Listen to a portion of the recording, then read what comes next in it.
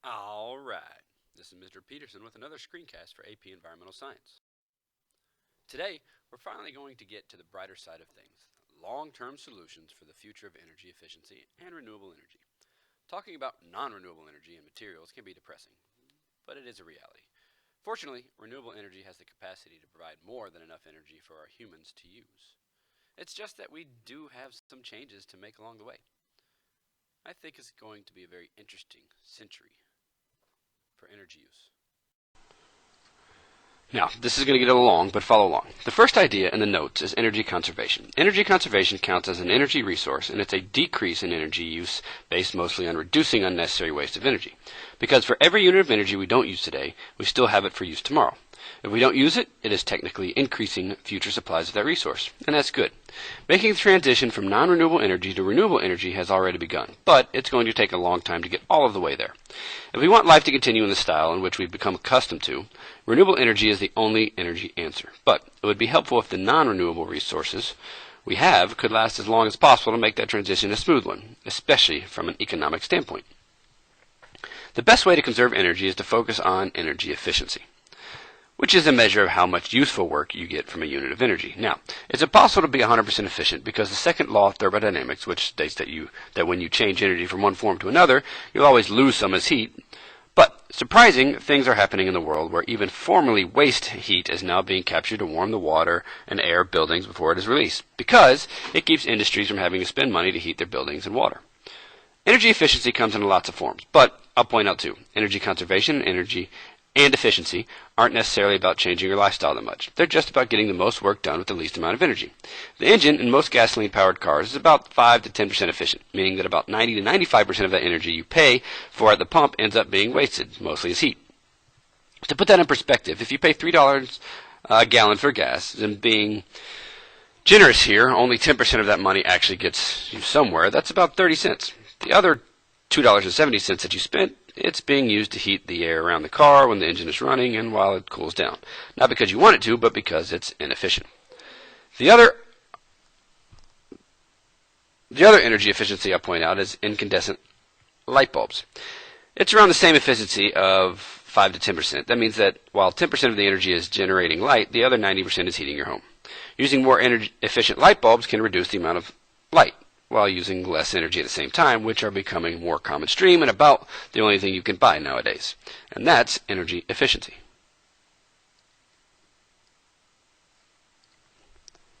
As in this light bulb.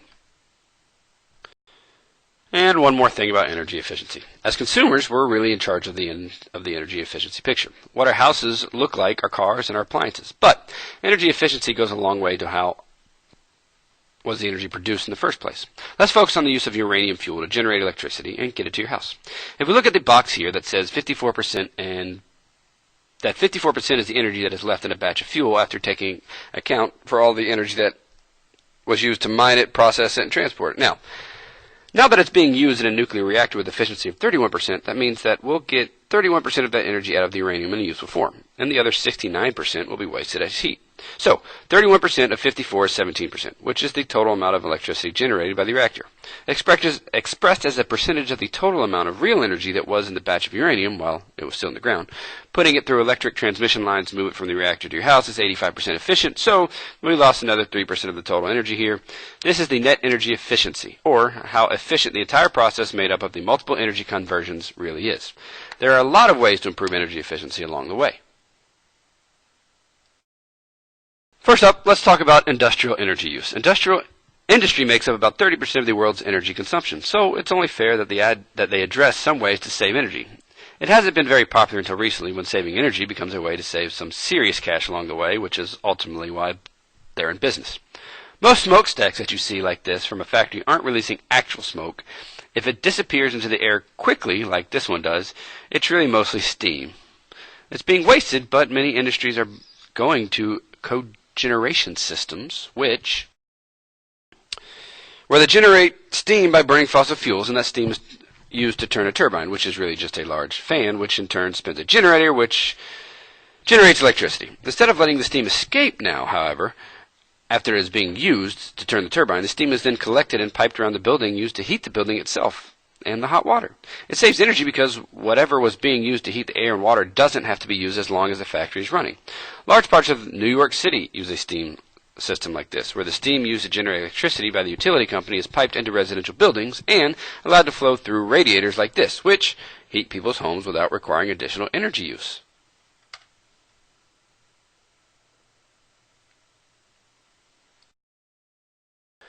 Another way for industries to save money is to use more efficient electric motors. If generators use the spinning motion to generate electricity, motors use electricity to generate motion again. The catch is that older motors are designed to run at just 2 speeds, on and off. That full on speed may be far more than is needed most of the time, and that excess has been throttled down through the use of gear ratios and clutch transmissions to match the job at hand. The old way of doing it is kind of like you could only buy 10,000 watt light bulbs, and then if the room was too bright, you'd have to wear sunglasses inside so that you could see. Newer motors are designed to run at different speeds, matched to the jobs that are needed for the time. So that saves energy just the same way that a dimmable light bulb does. Turn it up to full blast when you need it, and turn it down when you need less. Recycling materials of all kinds plays into reducing waste equation as well. Not only does it reduce waste of non-renewable resources like metal or plastic, it also reduces energy waste. These are scraps of metal from a machine shop where they were shaved off of larger metal pieces being cut and shaped into a final product. Recycling these metal scraps will require much, much less energy than going through the entire process of mining the ore, refining it, processing it, etc. Lighting is another biggie for industry. This kind of lighting used to be very common in industry because it is intensely bright. The problem is that it's massively inefficient. These lights generate loads of excess heat, which ends up costing industry more for the power to run them. That's why lots of industries are switching over to more efficient fluorescent lighting. They're not doing it to save the world, they're doing it to save a huge percentage of their $20,000 a month electric bill. And nowadays, they're probably switching over to LEDs, which last longer and generate even less, or even use less. Even some of the retail giants are coming on board with fluorescent lighting combined with skylights so that on sunny days they can turn off some of the fluorescent lights without anyone noticing. If you don't recognize this scene, it's a Walmart that's under construction. Even the big players come on board when it's in their financial best interest. Got to roll back those prices somehow.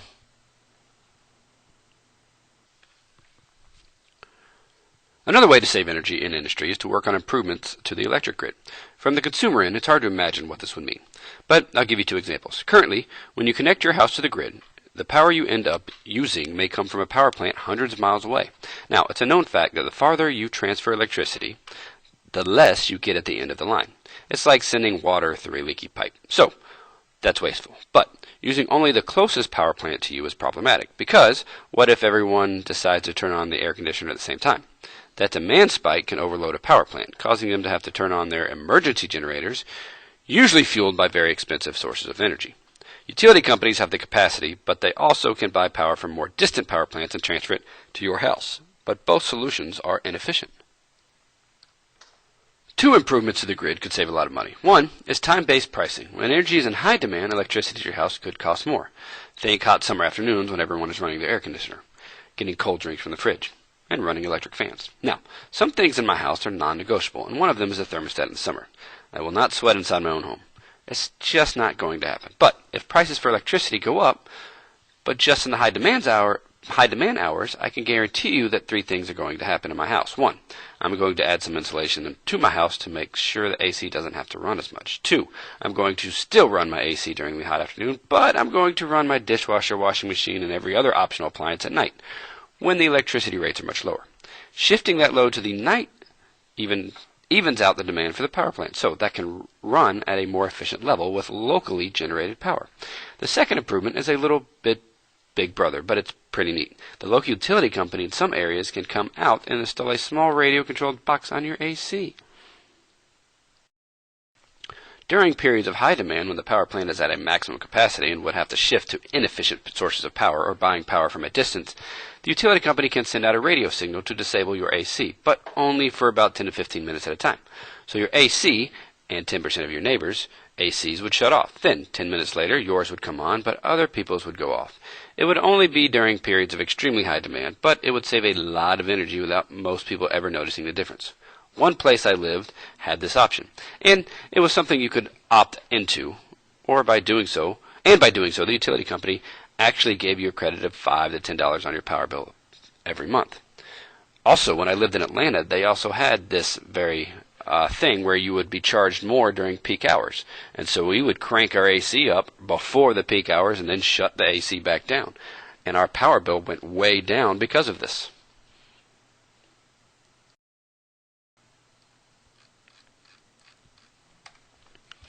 Another way to increase efficiency is to reward it with money. The government in the past has rewarded utility companies by encouraging electricity use and power plant construction.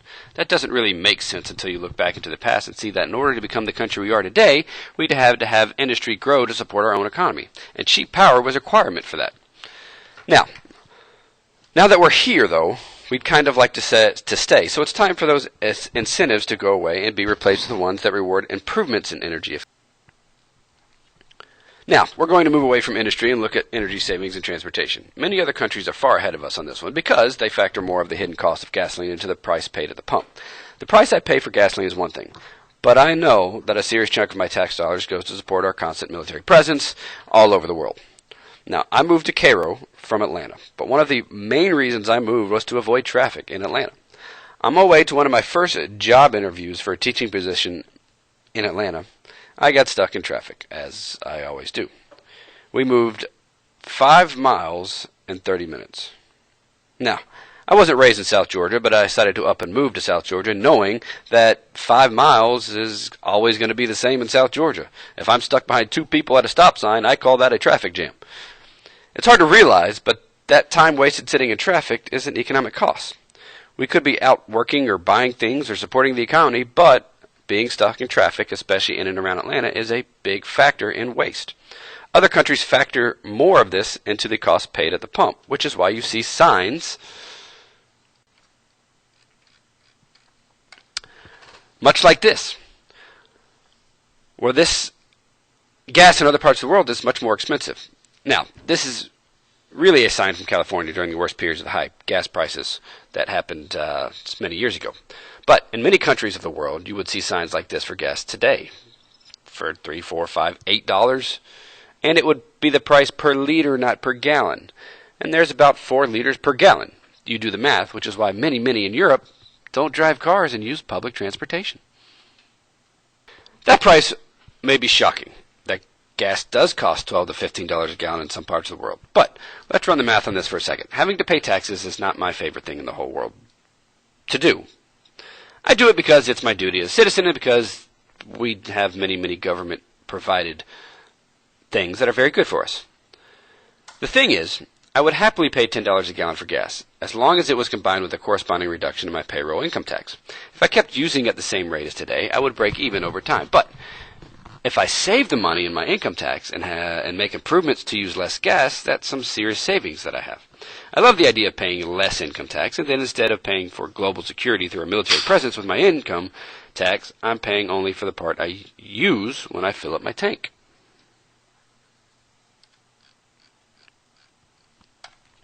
But yet another way to improve efficiency is to increase the efficiency of our vehicles.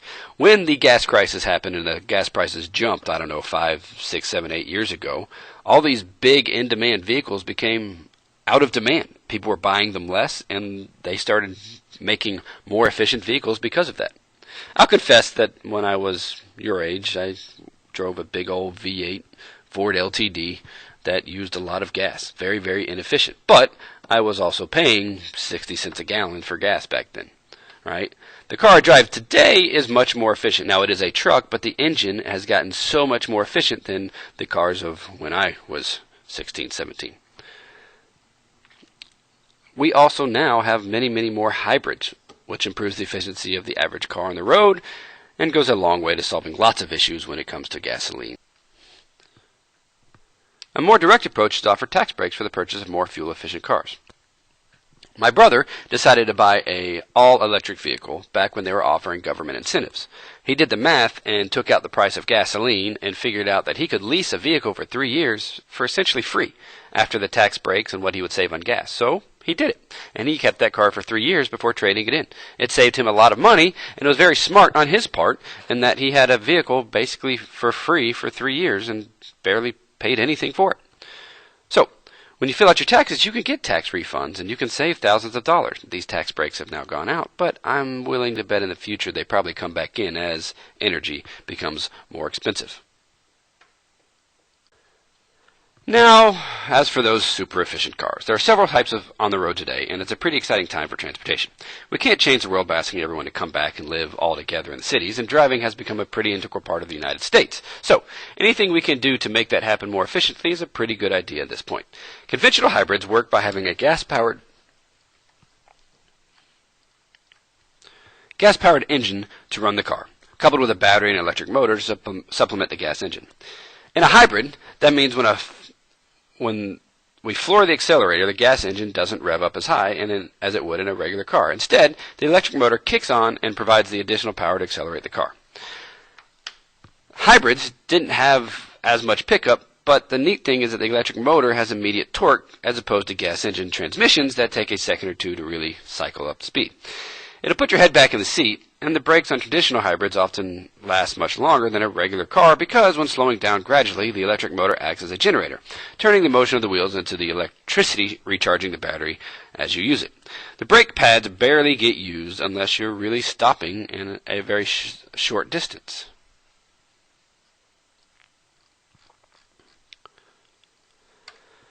Then you have your plug-in hybrids, and these are a better solution. They have a similar setup, but a smaller fuel tank that allows for more room for a larger battery, up to a certain range, usually about 50 to 60 miles, and they can run 100% electricity and burn no gas. After the battery is depleted, they act as a regular hybrid and can run as long as there is gas in the tank. But if you never go further than 50 or 60 miles, you can plug in your car at home or at work and recharge the battery for the next trip. It does use up electricity, but remember that generating electricity is more efficient than using gasoline with a 5 to 10% efficiency.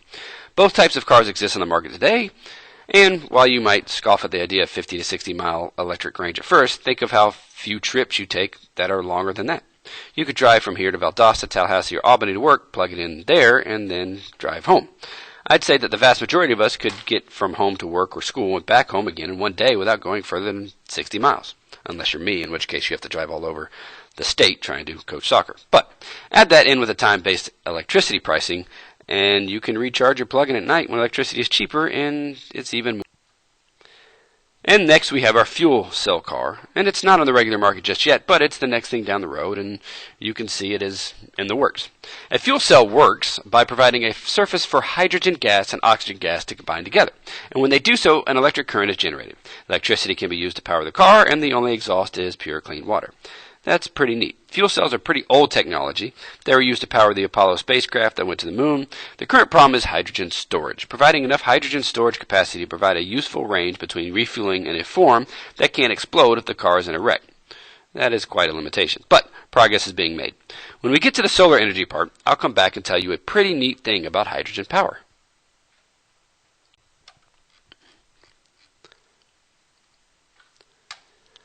Now, industry and transportation use up a huge portion of our energy, but buildings make up the rest. Heating and cooling a building is an energy-intensive process, but improvements can be made.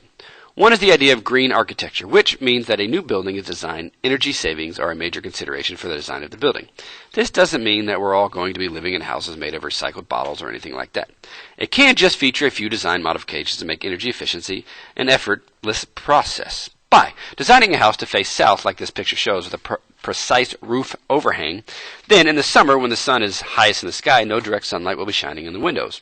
Windows are usually the least efficient at keeping heat in or out of a building. So, if the sun isn't shining on the windows or the wall, the house stays cooler without running the AC as much.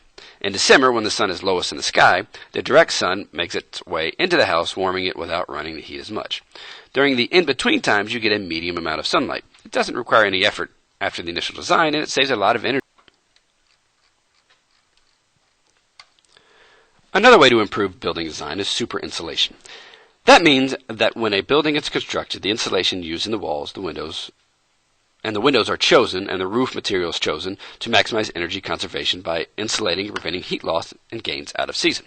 I built the house I'm in, and when I built it, I put 6-inch instead of 4-inch walls so that I could maximize more insulation.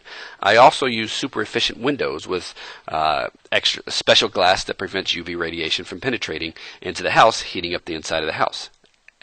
Because of this, I have a very low electric bill even when running my air. My air is also super efficient. I spent extra money, but I've saved loads of money in the long run. Now, it is possible to build a regular looking house, but with super insulation standards, so that once it is comfortable temperature inside, it can be maintained in the winter just with some daily sun exposure or heat generating from people inside. They also have spray-in insulation, which super insulates houses. They have what's called SIPs, which is a structural insulated panel system, which uses styrofoam slapped inside 2 pieces of plywood and engineered to withstand winds and things that you need. These are all super efficient and can be so efficient that you have to have outside air intake into the house to make sure that if you were, let's say, held up in a house for 7 days straight, you wouldn't suffocate for lack of oxygen. So, in the summer, you can build a house that blocks heat from getting in. The first generation of these buildings went a bit too far, and some people got sick because there was too little fresh air entering the buildings, as I mentioned earlier. Colds and viruses circulated wildly, and so on and so forth. Newer construction features air exchangers, where fresh air is continually brought in. But if it's in wintertime, the warm air from the house that leaves is used to warm the cold air coming in. So you get fresh air without losing much heat at all. The energy efficiency is becoming In existing buildings, there's a lot that can be done to improve efficiency. This is an infrared image taken of a house on a cold night. You can see that the ground and the shrubs are blue and green, which means they're very cold. Yellow, red, and pink areas are warm. Since this is the outside of the house we're looking at, that's energy that is being lost. This house has a pretty efficient attic and wall insulation. Because the roof shows up as cool color, it's not losing much heat through the attic. The windows, though, are a different story. Replacing those would lower the overall utility bill for this house quite a bit. And here's another one. Every house is different, but I think you can tell where most of the windows are just fine in this house, but the wall insulation on the second floor could be improved, and whoever put the attic insulation in has some explaining to do. The idea here is that by focusing on insulating to prevent heat loss and gain in the summer, and plugging places where air leaks into and out of the house, you can save a lot of energy and money while still being quite comfortable. In my house, I spray foam the edges around the windows when we installed them. It prevents any air from leaking in or out. There's a joke in here somewhere. Oh yeah, a guy had a window contractor come out and replace all of the windows in his house. The contractor kept sending the homeowner a bill, and after about a year, he called up the homeowner and said, "Aren't you going to pay the bill?" The homeowner responded, "Oh no, you can't fool me. You said those windows would pay for themselves in less than a year." There are also ways to save energy by heating more efficiently. Designing houses to use the sun for heating is great, but there are other ways that we could save on energy costs right now by replacing maybe some appliances. One of the newer ways to save energy on heating is the tankless water heater. Regular water heaters look about like this, and they keep water hot 24/7. That means they're using energy to heat the water even at 1 a.m. when you don't really need it, or when everybody's gone at work or, let's say, school. Tankless water heaters look something like this, and they don't heat water until you turn on the hot water. They heat the water almost instantly, which means that while you're using it, they're wildly inefficient. But they only use energy while you're using the hot water. So you end up saving more energy than you use because the water is only heated for a fraction of the day and not all day when you don't need it. My hot water heater is tankless, and it looks a lot like the one on the right. It is mounted on the outside of my house and only turns on when I need it.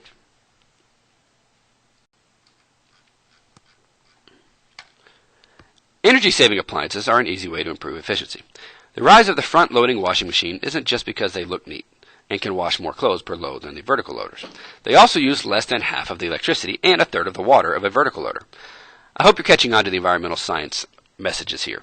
That this isn't about being tree huggers and going to live in the woods and, commune with nature. It's about a sustainable approach that preserves a comfortable quality of life with an eye to the future of the earth.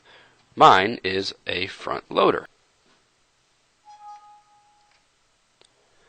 Last up, and one of the easiest to accomplish in any home, is the use of more energy-efficient lighting. These bulbs cost a little bit more, but they make up that cost in a few months of use because they use about 25% of the electricity of a regular bulb. Let's say that you have a light bulb that is on a porch light. one that you leave on 24 hours a day, with a regular 60-watt light bulb in there, and it costs about 11 cents per kilowatt hour of electricity. That bulb is going to cost you about $4.91 on your electric bill every month.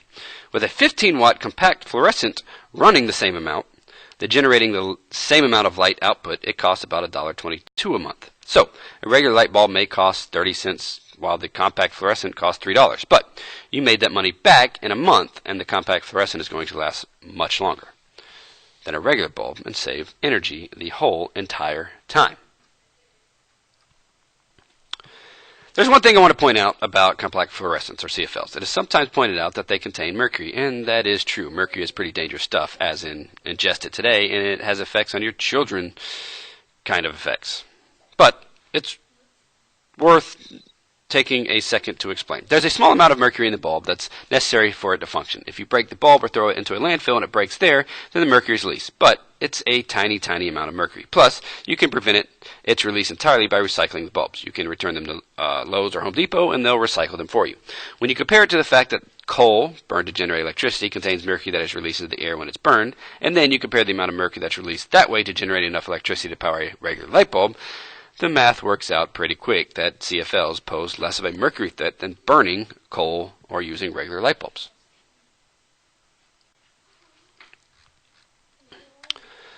So the future of energy use the world over pretty much has to focus on renewable energy. You have many, many different kinds of bulbs now, and LEDs are the next newest, greatest thing. Now, because non-renewable sources are, by definition, not going to last forever, one of the principles of sustaining from one of the first chapters of the book is that systems that rely mostly on solar energy is going to be more stable than those that don't. Many forms of renewable energy ultimately come up from solar energy, like wind and water power, mostly powered from the sun. But in the next screencast, we'll explore a few renewable options that have nothing to do with the sun at all, like tidal power. And renewable energy has a lot of advantages going for it, and you could pick those up in your book. But why hasn't renewable energy caught on more yet? It will have to do, but why does it provide about 1/5 of the world's energy today? The answer is that the prices we pay for non-renewable resources of energy are artificially low, both because we don't pay for the hidden environmental costs directly when we buy our energy. We may pay higher health insurance costs from asthma and induced by air pollution, but that doesn't raise the price of gas at the pump. Also, governments have long favored tax breaks to conventional sources of energy. Not because they really want to, but energy is necessary to drive the economy, so it's good to increase the energy production. It's estimated that if those environmental costs were factored into the price, the government subsidies were removed, renewable energy would actually be cheaper than non-renewable. That's why many large companies are starting to buy it in now, like Walmart, because it saves them a buck. More and more companies and entire countries are starting to go in this direction, of focusing on the long-term solution by emphasizing renewable sources of energy, because eventually it's all we're going to have left. And, well, that's it for part 1 of this screencast. Thanks for watching.